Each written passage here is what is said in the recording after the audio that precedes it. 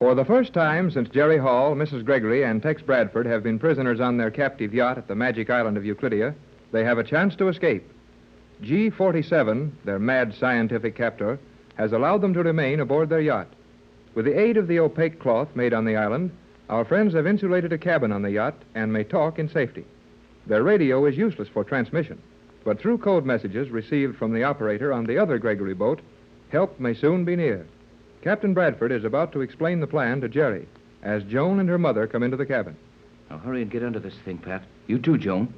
Well, Pat, thanks to you and your determination to take the bosun and bosun's mate with us on every cruise, we're about to get a message to Johnson. How long will it take Johnson to get within range? That all depends on what time he sails from San Pedro. We'll keep our receiver open, and he'll let us know when he's within striking distance. And how much we'll all owe to the little bosun and his mate. I'm certainly glad now we've always carried them and trained them. Hey, for the love of Pete, will you two quit talking and tell somebody else what it's all about? Yes, Mother. You and the captain talk so fast. Jerry and I do not know what it is all about. I'm sorry, Joan. I was just going to explain it to Jerry when you and your mother came back to the cabin. You see, Joan, dear, we haven't had a chance to show you over the whole boat as yet, and we forgot you hadn't seen the pigeons. Well, of all the nuts, I'm the worst. I watched those pigeons all the way down here from Los Angeles and never thought to ask a question about them. But what can pigeons have to do with getting a message to your friend Johnson? They're not just pigeons. They're homing pigeons. Gosh, and I never even thought of it. Well, don't feel too badly, Jerry. You're quick enough to see the significance in most things. Say, Joan. Yes, Captain Bradford? Didn't you ever hear them talk about homing pigeons here on Euclidia? I have never heard a word about them. So it must be that the scientists do not talk much about them, for they are so sure no one can escape from the island that they discuss most things before all of us. I hope you're right, and it seems possible that you are. This infernal Euclidia is so far ahead of the world in scientific development, they must have forgotten the old standbys, or scorn to use them. G-47 always says that all things scientific are superior to the finest things in nature. That belief is the first weakness in the reasoning of G-47 that I have found. I guess he figures that homing pigeons are old-fashioned. That may be, but they're the only possible method of getting a message through that magnetized fog and all the other electrochemical devices this island is protected with. Do these pigeons really carry messages? You bet they do. And they fly fast, too. It is wonderful to learn that. We have pigeons on Euclidia also, but they are used only for pigeon pie. We have none that can talk. Only our parrots can talk, and they are not trained to carry messages. Our pigeons can't talk either, my dear. Then how do they carry messages? Oh, Joan. Now you are laughing at me. Well, I'm sorry, honey. We shouldn't do that. You see, these pigeons can't talk. We write a message on a piece of thin, strong paper, then tie it to their leg with a fine wire band and turn them loose. They are taught to return to one place, or one kind of a place, and someone is waiting there to get the message. Well, if we're going to do anything with them, we'd better get busy and send one off because if old G-47 finds us looking too happy, he'll know we've got some plan, and then he'll make kindling wood out of this yacht to find out what it is. Nevertheless, we'll have to be patient for several hours, maybe a day or two. Why can't we let the pigeon go now, right away? We've got to wait till Johnson gets the other boat within the range these birds can cover. We're about 4,000 miles from Los Angeles, on this island, and the longest recorded flight over water was only a little over 1,000. And that's about the limit so far as I know. Well, if Johnson started from here the same time he got my first message that we were in danger, before old G-47 got me with that ray gun and made me change the message, Johnson's boat ought to be 1,000 miles out of San Pedro by now. How fast does this ship, the ship that Mr. Johnson is in, how fast will it travel? Well, he'll be using our diesel-motored cruiser, and although it's nearly a 100-foot boat, it's built on hydroplane specifications, and Johnson runs as if it had wings. So he ought to average from 50 to 55 knots for the run. Golly whiskers. Who ever heard of a big boat going 55 knots an hour for 4,000 miles? We have a number of things that the world in general never heard of, son. That boat will do all of that. But the worry is that heavily loaded with all my scientific equipment on board, it will burn a lot of fuel. And how will the fuel be replenished, Captain? From various ships Johnson will contact along the run. Ships flying Mrs. Gregory's merchant pennant, which will then put out from several ports to meet him. Boy, you're sure some mysterious people, all right. But just so as it comes out okay, I guess I can wait for the answers till you get ready to give them to me. You are an intelligent boy, Jerry. I know it. Now, you two keep still. We've got to figure just when to get that pigeon off to Johnson. There are many things to be planned and done before this flight can start. One thing, Tex. We must remember that magnetic fog and use string rather than wire on the leg band. Tex, I know what to do. A thread from this cloth of theirs. You do not have to worry about that all the time.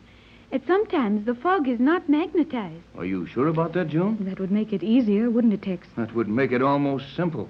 But how can you tell that the fog is not magnetized all the time? I have heard the scientists talking about it. They magnetize the fog only when danger is near, and they have instruments which warn them of a boat or airplane 100 miles away. G47 says the constant utilization of current in the magnetism of the fog ring is too heavy a drain on the electric supply, which is difficult to replenish quickly. Well, that sounds reasonable. With all the machines they have running, all electrically driven, I imagine, they should conserve their power as much as possible. But how can you tell when the fog is magnetized and when it is not? It is magnetized only when the danger signal shows. Where is this danger signal gag? There is a red light in the center of the island by night and a red signal by day. Then if we make sure the red light is not displayed, we may safely send the Pigeon. I think it will be quite safe, Mother. It looks as if we're getting somewhere at last. But suppose G47 discovers these pigeons before we can use them. I got it. It's dark now. I'll go out and get the pigeons and bring them in here. Then he can't see them through this cloth. I will go with you, Jerry. Now, hold it, you kids. We'd better not go near the pigeons till we want them. But, Tex, what if someone on the island notices them before we want them? Did you see the pigeons when you looked in that machine in their headquarters, Jerry? Sure. I saw everything on the yacht. The pigeons were playing. Yeah, I thought so. Then we don't dare to move them. Chances are they haven't attracted any attention. And maybe they won't. But you can bet someone is watching this boat every minute. And if anything was moved and brought in here where they couldn't see it, they'd be down for a look-see in a second. If G47 knows all about the things these pigeons can do, and he must know it, I cannot understand how he let you keep them at all. He would know they could fly out with messages. That worries me, too. Do you suppose they're just waiting to trap us when we use the pigeons? They're smart enough to be at that. G47 might figure I'd try to send a pigeon out with a formula. Joan knows all these guys and how crazy they are. What do you think about it? It is obvious that G47 knows about the pigeons, and he would know that they were what you called them. Homing pigeons. Yes, homing pigeons. But he is so scornful of nature and so secure in his own inventions that he might be careless about it. That's possible, of course. Every man will make a mistake sometime, and this may be the one G47 will make. Tex, how close has Johnson got to be to us before there's a good chance of these birds getting to his boat? We'll let him get as close as possible, though these are well-trained birds, well cared for, and the best of condition. They should make 500 miles straight as an arrow and right on schedule, providing weather conditions and other influences were favorable, of course. How far away will these automatic alarms on the island detect a foreign object? A large boat with motors can be located 200 miles away, an airplane 10,000 feet in the air, and even a rowboat or a swimmer 20 to 25 miles. And these alarms are strictly automatic, operating and registering disturbances all the time? At all times. And everything which comes within range of the alarms leaves a record on a recording device. Gosh, this is sure a tough one. If we get out of this one, we'll have something to tell the folks back home. And I think we'll get out sometime. Well, how will we know when Johnson is near enough to turn loose one of the birds? He'll keep on our radio beam, and we have a code that is simple but effective. So we'll be advised of his position at all times. I hope these men don't get wise to the fact that receiving Johnson's apparently hopeless message is of value to us. It would be easy enough for them to block Johnson's carrier wave. Captain Bradford, do not think me impertinent. You are a wise man, and I am only a young girl. But I would like to offer a little advice. Your offer is gladly accepted. Advice is what we need most of. I should figure, in your place, that G47 knows what every message you receive means to you. And the only reason he is letting you receive them is that he believes he can trap you into something which may give him access to your formula. Oh, gee whiz, Joan. You're too scared of that old guy. Joan has lived here all her life, Jerry. 14 of her 15 years. And she's seen many things done on this island that we couldn't even imagine. Well, just the same, everybody's got to make a mistake. And it's old G47's turn now. I think you may be right, Jerry, but we should be very careful. Now, here's another place where you can be a lot of help to us, Joan. Suppose we do get a pigeon free, get one outside the fog wall, and start it north for Johnson's boat. What if they to run it down with or catch it? The large ray guns would do it, but they are not too accurate at any great distance. How much is a great distance to these guys? Something less than 50 miles, I think. That seems a long way to us, my dear. Too far. But suppose the Pigeon got away for, say, an hour and a half to 2 hours before they discovered it. Then what? These birds do 40 miles an hour. The floor of the island would open up, and a fleet of tiny airplanes shoot out.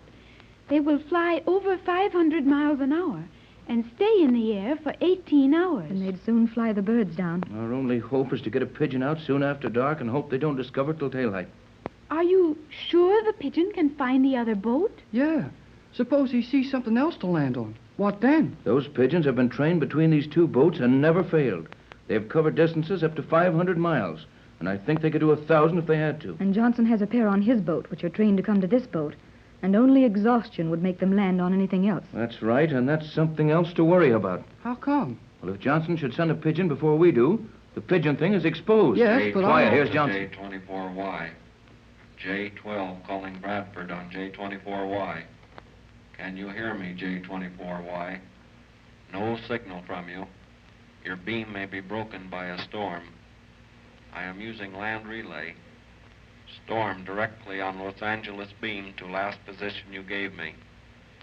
Stand by for location of storm center. Try to reach me through land relay. Quiet now. When he gives us a location of the storm center, that will be his own position. He's telling us in code how near his boat is to us. Advise you try directional beam to coast of Chile. Ask them relay to me. Storm center. Can you hear me? Storm center is